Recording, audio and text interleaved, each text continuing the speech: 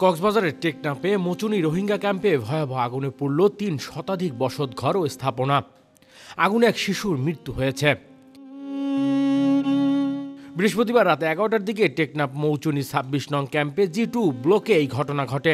পরে ফায়ার সার্ভিসের ৪টি ইউনিট ও রোহিঙ্গা বাসিন্দাদের প্রায় ১ ঘন্টার প্রচেষ্টায় আগুন নিয়ন্ত্রণে আসে। আগুনে পুড়ে এক শিশু নিহত হওয়ার খবর ক্যাম্পে প্রশাসন সূত্রে জানা গেছে।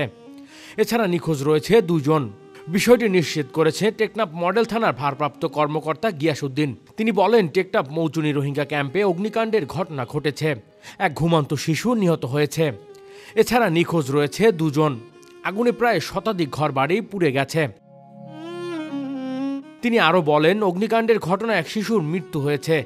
আরও হতাহতের সংখ্যা বাড়তে পারে। খোঁজ খবর নেয়ার পর আগুনের সূত্রপাতের কারণ এবং ক্ষয়ক্ষতির পরিমাণ জানা সম্ভব হবে। Desk report, metro TV.